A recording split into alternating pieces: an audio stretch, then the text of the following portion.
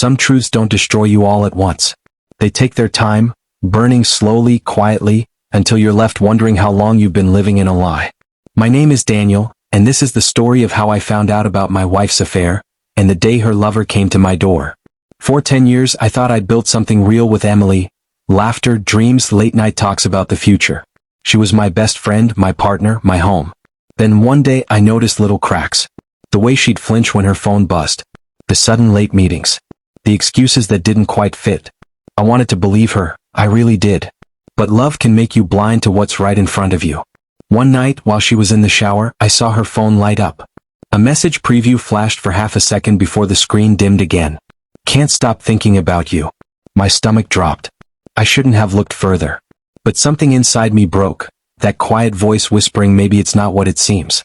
It was exactly what it seemed. Dozens of messages. Late-night calls. Plans that matched every work trip she'd taken for months.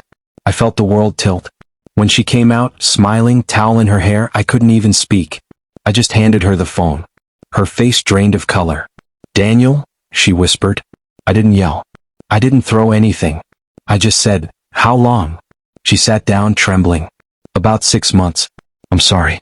I didn't mean for it to happen." I nodded slowly. "That's the thing about betrayal," I said. "It never means to happen. It just does." That night I packed a bag and left. The weeks that followed were quiet, painfully quiet. My friends checked in, my sister called every day, but I didn't have words. I just went to work, came home, and stared at walls that didn't talk back. Eventually I decided to move. New apartment, new start. I cut off contact, blocked her number, and promised myself I'd never look back. And for a while I kept that promise. I started running again. Took on new projects. Even learned to cook something other than instant noodles. Slowly life started feeling normal again. Until one evening, 6 months later, there was a knock at my door. I wasn't expecting anyone. When I opened it, I froze. A tall man stood there, maybe my age. Nervous, shifting from foot to foot. I didn't recognize him until he spoke.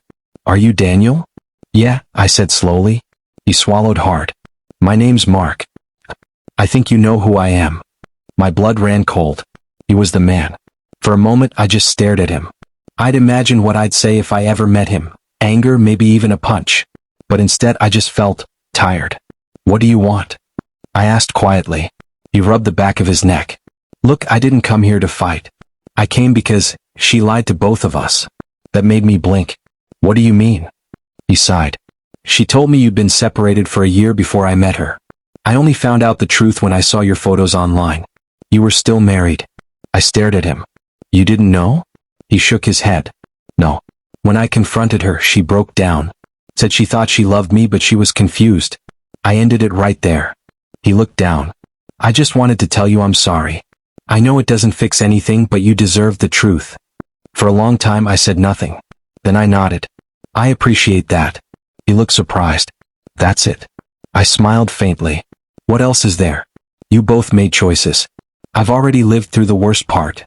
He nodded slowly, like he hadn't expected forgiveness, or maybe peace. Before leaving he said, "She's been trying to reach you. Says she wants to apologize." I shook my head. "Tell her she doesn't need to. Some things are better left as lessons." He gave a sad smile. "You're a good man, Daniel." "I'm sorry again." Then he left. That night I sat by the window watching the city lights blur through the rain. For the first time I didn't feel bitterness. Just closure. Emily's betrayal had broken something in me, but meeting the man she betrayed me with helped me see something I hadn't before. It wasn't about revenge or anger. It was about release. Because sometimes the people who hurt you aren't evil, they're just lost. And sometimes, moving on isn't about forgetting what happened. It's about forgiving yourself for holding on so long. I poured myself a cup of coffee and smiled faintly. The storm was over.